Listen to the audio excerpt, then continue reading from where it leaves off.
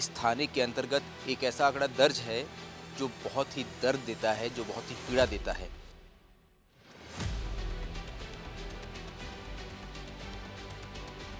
इस थाने के अंतर्गत 170 से अधिक जवानों ने अपना बलिदान दिया है। कहीं और इतने बड़ी संख्या में जवानों ने अपनी शहादत नहीं दी है। 6 अप्रैल 2010 की जो तारीख है, ये काले पन्नों में दर्ज है। सुकमा जिले के कुंटा ब्लॉक में मौजूद चिंता गुफा थाने में एक ऐसा आंकड़ा दर्ज है जो बहुत ही दर्द देता है, जो बहुत ही पीड़ा देता है। इस थाने के अंतर्गत 170 से अधिक जवानों ने अपना बलिदान दिया है।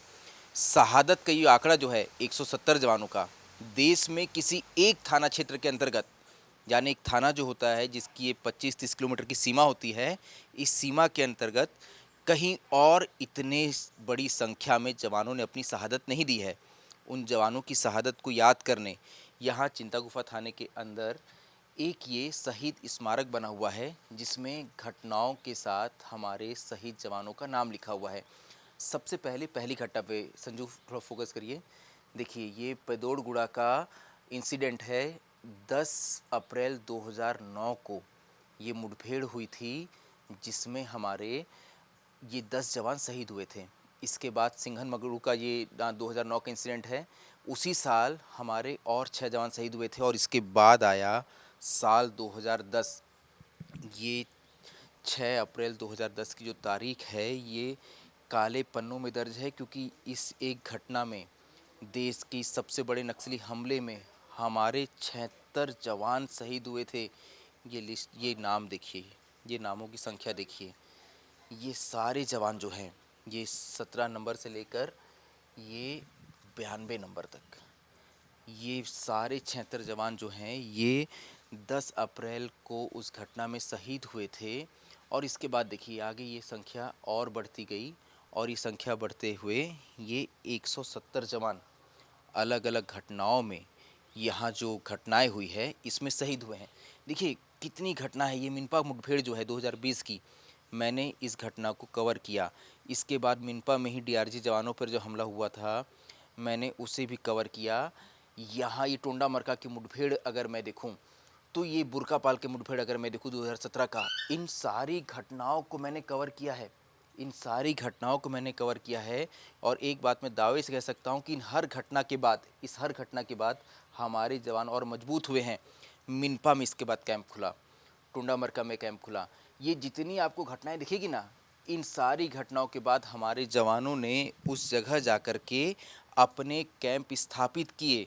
हमारे जवान इन घटनाओं के बाद और मजबूत हुए। हमारे जवानों ने इन इलाकों में जाकर अपने अब कैंप स्थापित किए हैं और वहाँ से नक्सलियों को पीछे हटना पड़ा है।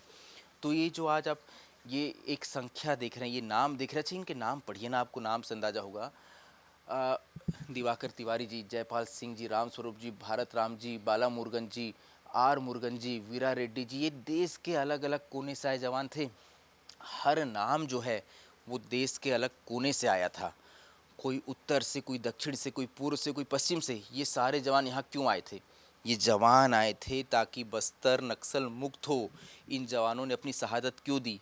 ताकि बस्तर नक्सल मुक्त हो। ये 170 जवानों की शहादत जो है, ये आंकड़ा जो है, ये आंकड़ा भले ही आपको लगे कि एक थाना क्षेत्र में इतने लोग को, ये कसालपाड़ की घटना, कसालपाड़ की घटना जो है, ये जब हमने कवर की थी, हमने करीब से देखा था। हमारे जवानों के सब वहाँ मौजूद थे जब हम पहुँचे थे, और हमने इन घटनाओं को बहुत करीब से देखा है। और हम जानते हैं कि इस इलाके में अब फोर्स मजबूत और अधिक हुई है। ये इलाके नक्सलियों के बहुत मजबूत गढ़ हुआ करते थे, लेकिन फोर्स ने इस इलाके में पहुंचकर अपने आप को और मजबूत किया है।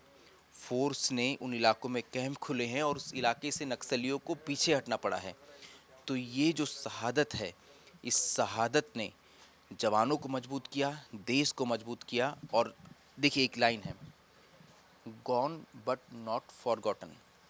जवान चले तो गए लेकिन उन्हें भुलाया नहीं गया है। और बस यही जो एक लाइन है, ये लाइन यहाँ नज़र आती है क्योंकि आज भी जवान यहाँ टिके हुए हैं, डटे हुए हैं, नक्सलियों के खिलाफ युद्ध लड़ रहे हैं। इतनी शहादत के बाद भी यहाँ और मजबूत हुए हैं। तो ये तस्वीर आपको इसे दिखा रहा हूँ ताकि आपको पता हो कि देश में एक ऐसा थाना भी है जहाँ 170 जवानों ने अपनी शहादत दी। देश में ऐसा और कोई थाना नहीं है जहाँ पैरामिलिट्री फोर्सेस के इतने जवानों ने एक साथ अपनी शहादत दी हो एक थाना क्षेत्र के अंतर्गत। तो ये वो चिंता गुफा थाना क्षेत्र है और इस थाने की तस्वीर इसलिए आपको दिखाना ज़रूरी था। मैं मैप के ज़रिए इस पूरे क्षेत्र को भी आपको समझाऊंगा कि ये क्षेत्र कितना मुश्किल है और यहाँ आखिर नक्सलवाद इतनी बड़ी चुनौती क्यों है।